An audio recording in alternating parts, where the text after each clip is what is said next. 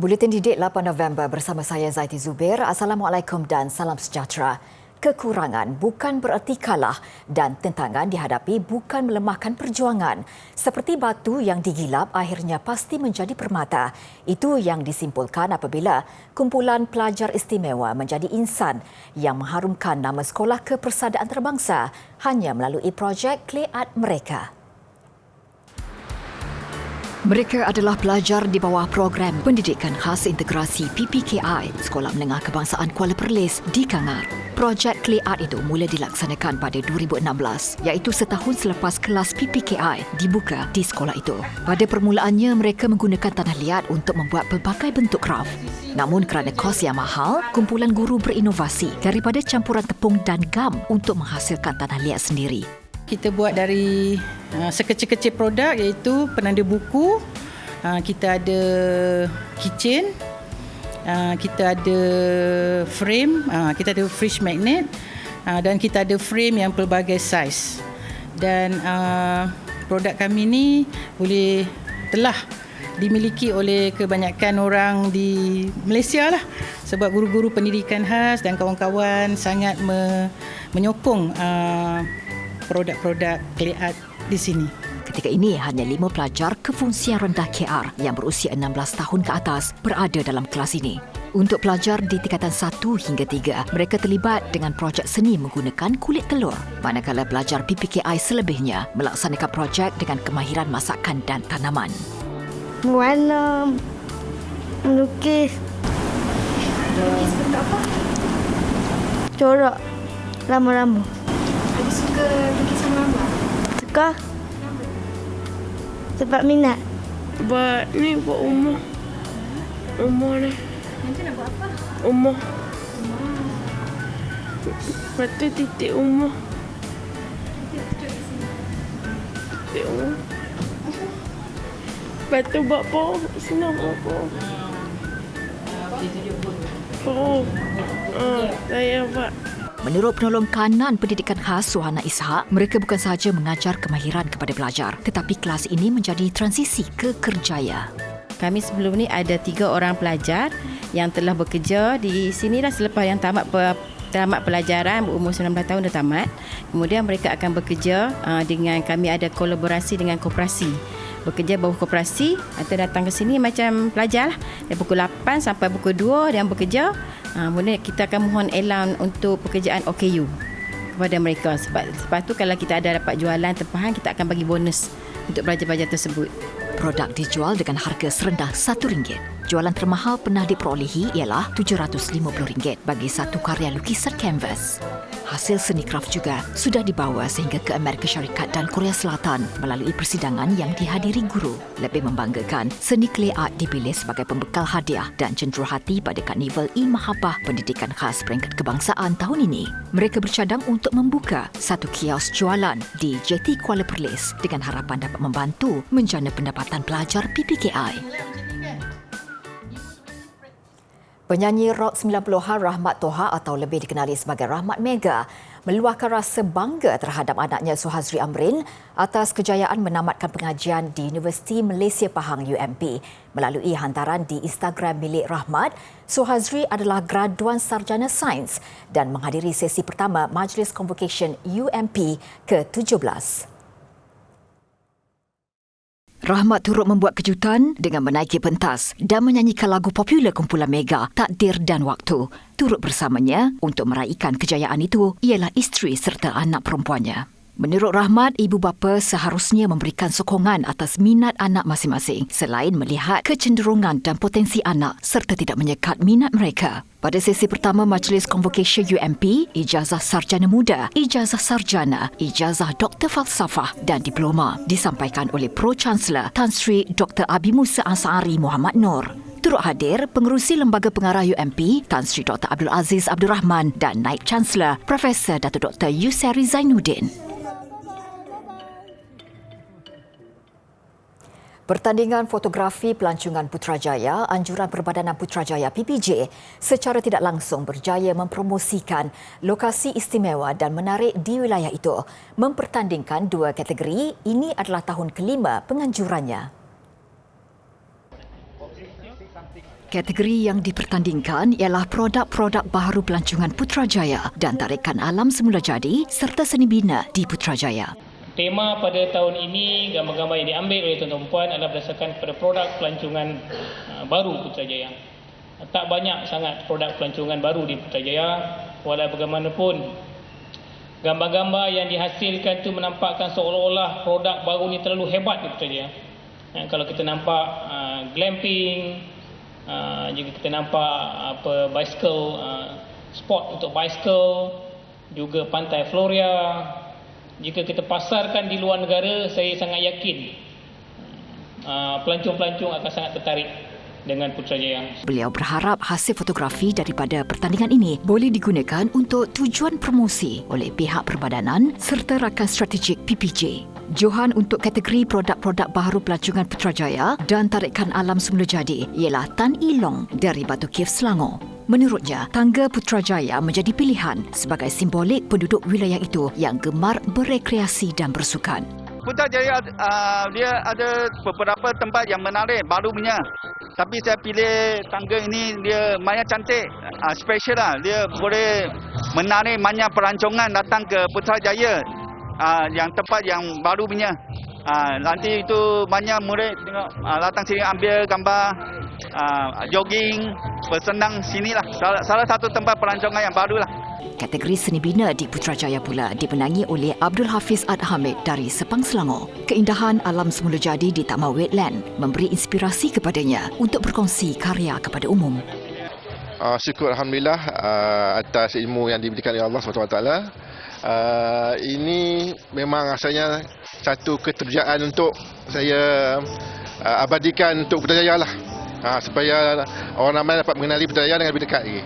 PPJ telah menerima 1,118 penyertaan untuk pertandingan fotografi kali ini. Selain promosi pelancongan menerusi pertandingan ini, PPJ juga giat mempromosi produk-produk pelancongan untuk memantapkan sektor berkenaan. Sehingga Oktober ini, Putrajaya mencatat kehadiran 2 juta pelawat dan pengunjung.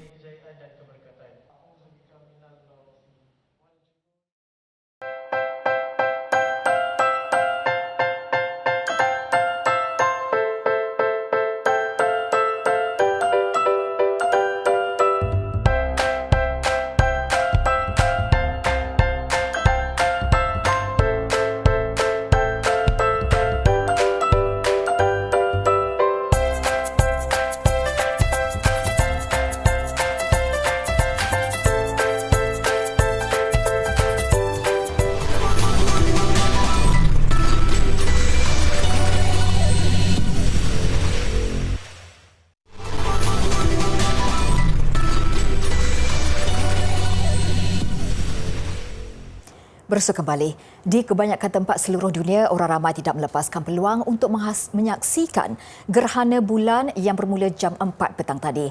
Fenomena itu dapat dilihat secara keseluruhan di Asia, Australia, Amerika Utara dan Selatan serta sebahagian utara dan timur Eropah. Fasa-fasa bulan dapat dilihat dari gerhana separa bermula di bawah ufuk dan gerhana penuh di bawah ufuk. Seterusnya, mulai sekitar jam 7 malam, dapat dilihat gerhana maksimum sebelum gerhana penuh dan separa berakhir.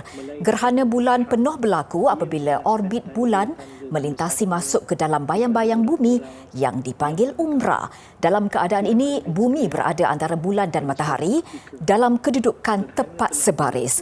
Fenomena air pasang besar juga berlaku ketika gerhana bulan penuh. Iaitu gerhana matahari. Secara kebetulan 21 penularan wabak COVID-19 membabitkan varian XBB yang dipercayai berasal dari Singapura dikesan dalam negara setakat ini. Menteri Kesihatan Khairy Jamaluddin berkata meskipun angka itu dijangka meningkat, keadaan masih terkawal dan tidak membimbangkan. Kementerian Kesihatan mengesan 14 kes XBB serta 7 kes XBB1 yang menjadikan jumlah keseluruhan kini 21 kes. Dari segi kebolehjangkitan dia mungkin dia lagi tinggi sebab tu kes naik sikit. Tapi as long as dia tak serius, as long as kematian tak naik, as long as kemasukan ke ICU tak naik, dan kita okey. Dan walaupun apa nama dia Omicron BA1, BA2, BA5, XBB, XBB1 is okey. Ya, tapi kita ambil langkah-langkah yang berjaga-jagalah, pakai pelitup muka dan sebagainya. Sekarang saya nampak lagi ramai yang dah mula pakai pelitup muka dan kes pun dah stabilize a bit, ya. So that's how kita kena respond, ya. Bila naik sikit, Justru individu yang berada di kawasan tertutup atau sesak disaran mempraktikkan SOP sewajarnya dalam mengekang wabak berkenaan. Turut ditekankan warga emas yang belum mendapatkan vaksin penggalak segera melindungi diri dengan vaksin itu. Pemberian cuti khas sebelum hari pengundian bagi memudahkan pergerakan pengundi pada PRU ke-15 akan dipertimbangkan. Menurut Perdana Menteri Datuk Seri Ismail Sabri Yaakob, cadangan itu pernah dibincangkan selepas pembubaran Parlimen pada 10 Oktober lalu. Daripada mula bubar tu kita dah bincang dah perkara ni. Cuma timing tu insya-Allah tunggulah apa benda pengumuman yang penting. Mungkin banyak lagi. Sebelum ini, Kongres Kesatuan Pekerja-Pekerja dalam Perkhidmatan Awam QPEX mencadangkan kerajaan mengisytiharkan 18 November sebagai cuti umum khas. Langkah itu bagi memudahkan pergerakan rakyat Malaysia ke lokasi mengundi pada 19 November ini. Presidennya Datuk Adan Ahmad berkata, meskipun tarikh mengundi jatuh pada hari Sabtu, cuti umum tambahan sehari lebih awal itu wajar diberikan memandangkan ramai rakyat Malaysia tidak mengundi di lokasi mereka bekerja. Tahukah adik-adik, dinasti Umayyah merupakan dinasti pertama dalam sejarah Islam. Dinasti ini berkuasa dari abad ke-7 hingga ke abad ke-11 Masihi. Antara sumbangan dan pengaruh terbesar dinasti Umayyah di Sepanyol adalah dalam bidang astrologi dan astronomi. Astrolab merupakan salah satu peralatan astronomi yang dihasilkan pada dinasti ini. Astrolab digunakan untuk menentukan arah kiblat, masa pada siang dan malam, waktu matahari terbenam dan terbit, alat untuk mengesan kedudukan objek-objek di cakrawala. Pengembara dan pelayar Islam juga menggunakannya dalam penentuan arah. Teknologi astrolab Islam kemudiannya digunakan oleh masyarakat Eropah bermula dari zaman pertengahan dan menjadi instrumen astrologi dan astronomi yang penting dan digunakan secara meluas di seluruh dunia. Menjadi perintis kepada ilmu astronomi moden.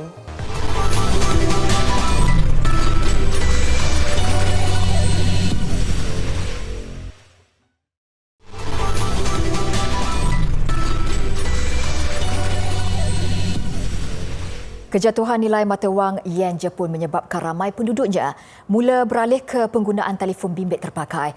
Tambahan pula apabila harga gadget baharu seperti keluaran Apple dari Amerika Syarikat meningkat lebih 20% berikutan kenaikan nilai dolar. Sudahnya ramai yang mula memilih telefon bimbit terpakai pada harga berpatutan. Ini khususnya apabila pihak yang menggunakan telefon bimbit itu adalah golongan remaja dan mereka yang mengeluarkan wang untuk membelinya pula adalah ibu bapa mereka. Beberapa syarikat jualan telefon bimbit terpakai turut melaporkan kenaikan jualan sehingga 3 kali ganda sejak Julai lalu. Ini termasuk hasil jualan secara dalam talian. Langkah seterusnya, mereka mahu mempromosi penggunaan telefon bimbit terpakai kepada golongan dewasa dan wanita pula. Tuah buat ratusan penumpang yang bukan sahaja dapat menaiki kereta api terapung tetapi juga menikmati pemandangan indah di tengah salah satu kawasan kolam takungan air terbesar di Thailand. Laluan khas dari Bangkok ke empangan Pasak Jolasit itu hanya dibuka kepada umum pada hujung minggu bulan November hingga Februari. Perjalanan dari Bangkok ke Pasak Jolosit di wilayah Lop Buri memakan masa lebih 6 jam. Tempoh November hingga Februari ditetapkan berikutan paras air yang tinggi pada musim monsun. Yang pasti, keterujaan penumpang yang tidak mahu ketinggalan menikmati ilusi tren terapung menyebabkan tiket-tiket kereta api khas ini telah habis dijual sehingga bulan Januari. Seorang penumpang mengakui sudah mencuba mendapatkan tiket tahun lalu namun gagal. Kali ini, Bunyanut Pahuyut segera membelinya pada hari pertama jualan bermula. เพื่อแบบจะได้มาดูรถไฟลอยน้ำให้ว่ามันจะสวยแบบที่เราเห็นกันในรูปหรือเปล่าแต่พอมาแล้ววันนี้ก็ประทับใจก็คือสวยเพราะว่าปีนี้น้ำเยอะกว่าทุกปีเลยภูมิใจที่แบบละครั้งหนึ่งในชีวิตเราได้มาดูแล้ว ได้นั่งรถไฟลอยน้ำของจริงก็ครั้งนี้นะคะ Lebih bermakna kereta api berhenti di tengah-tengah kolam air, memberi peluang kepada orang ramai untuk keluar, menikmati pemandangan indah dan mengabadikan memori dengan bergambar. Menurut jurucakap pengendali kereta api Thailand, tahun ini sangat istimewa kerana paras air lebih tinggi berbanding tahun-tahun terdahulu, malah sebelum banjir buruk pada 2011. Hasilnya, penumpang sangat bertuah dapat menikmati pemandangan indah yang tidak dapat dilupakan. Perkampungan Budaya Katara di Doha, Qatar kini sedia menerima kunjungan orang ramai dari seluruh dunia menjelang penganjuran Piala Dunia FIFA tidak lama lagi. Terdapat pelbagai fasiliti di perkampungan itu termasuk amphitheater, pantai, dewan dan galeri, taman-taman, restoran dan masjid. Lebih menarik, terdapat juga bukit-bukit buatan manusia, sesuatu yang jarang dilihat oleh penduduk tempatan. Perkampungan ini juga menyediakan pelbagai aktiviti dan acara untuk pengunjung seperti pameran, konsert dan bengkel-bengkel kebudayaan. Menurut jurucakapnya, pantai sepanjang 1.5 km adalah tarikan utama yang telah membantu menjadikan Katara sebagai kawasan tumpuan pelancongan dan budaya. Justru penganjuran Piala Dunia 2022 adalah peluang terbaik untuk mengetengahkan lagi Katara kepada masyarakat global. Piala Dunia di Qatar dijadual berlangsung dari 20 November hingga 18 Disember nanti.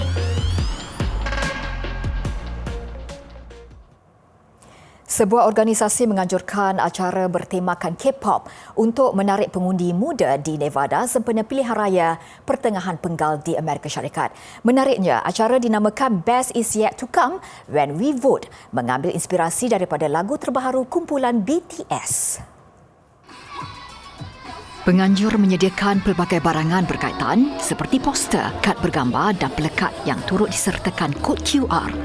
Hasil daripada imbasan kod, golongan muda yang kebanyakannya pengundi kali pertama diberi maklumat mengenai kawasan mengundi masing-masing selain panduan umum pilihan raya.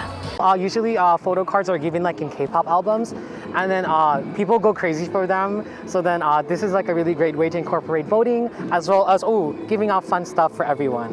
I think it's a good idea because like a lot of the people that like are really into K-pop right now are like younger people, like younger adults, people whose voice like actually really matters right now in the elections. So using K-pop as like a way to like spread awareness about, you know, the importance of voting and like certain like issues that are like facing like our state and our nation is like a really good idea, because not only are you learning about like the world like in a political view, but you're also like indulging in something that you like. Golongan sasaran adalah belia daripada komuniti Asia Amerika, Kepulauan Pasifik dan asli Hawaii.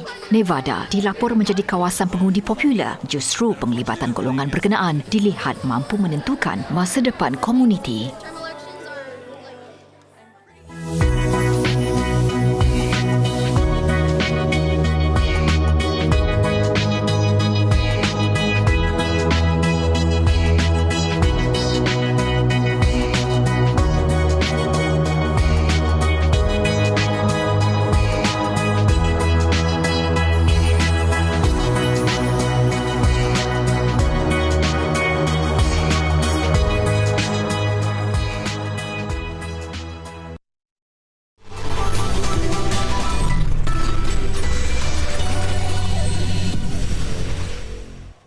Sukan dimulakan dengan hoki Piala Sultan Azlan Shah. Malaysia berpeluang menembus kekalahan 0-3 kepada Korea Selatan apabila kedua-dua pasukan sekali lagi bertemu pada aksi final Khamis ini. Malaysia mara ke perlawanan akhir apabila melewaskan Jepun 4-2 untuk berada di tempat kedua pada format Liga 1 Pusingan. Meskipun hanya memerlukan keputusan seri berdepan Jepun untuk ke final, skuad negara tetap menampilkan permainan menyerang sebaik bermula. Hasilnya, Malaysia berjaya menghasilkan 2 gol pantas dalam tempoh seminit. Kedua-duanya menerusi pakar pukulan sudut penalti Muhammad Razi Abdul Rahim pada minit ke-8 dan ke-9. Jepun nyata tidak mudah mengalah. Kaito Tanaka merapatkan kedudukan juga susulan pukulan sudut penalti. Tumpuan Malaysia jelas tidak terjejas apabila kembali melebarkan kedudukan 3-1 seminit selepas suku ketiga hasil jaringan padang Nik Muhammad Aiman Nik Rozmi. Begitupun Jepun sekali lagi bangkit 4 minit kemudian apabila Shota Yamada menyempurnakan sudut penalti untuk kedudukan 2-3. Jepun seharusnya menyamakan kedudukan pada minit ke-38 apabila dihadiahkan pukulan penalti. Mujur Muhammad Hafizuddin Othman cemerlang menggagalkan pukulan Kosi Kawabing. Semangat juang Jepun terus luntur apabila Nur Syafiq Sumantri menambah satu lagi gol minit ke-46 untuk kemenangan 4-2 Malaysia. Aksi final Khamis ini adalah yang ke-6 buat Malaysia dalam sejarah pertandingan, namun belum berupaya bergelar juara.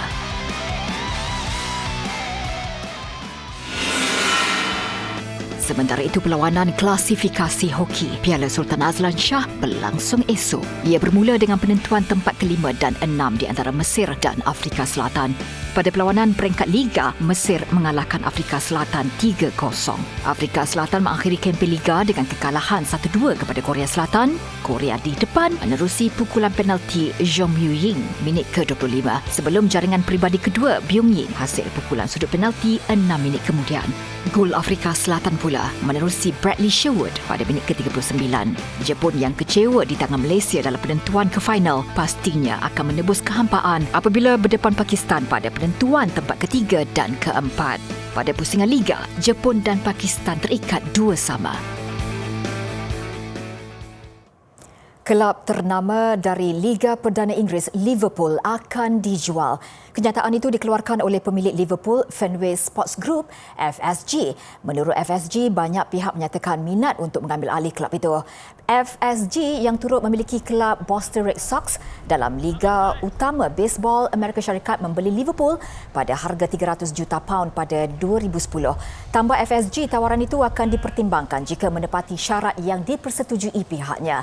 Kononnya, ia akan dilakukan demi kepentingan Liverpool sebagai sebuah kelab bola sepak. Kenyataan itu bagaimanapun tidak menyebut mengenai prestasi tidak menentu The Reds, khususnya dalam Liga Perdana Inggeris musim ini. Menurut majalah Forbes, Liverpool kini dianggarkan bernilai £3.5 bilion atau $19.07 bilion.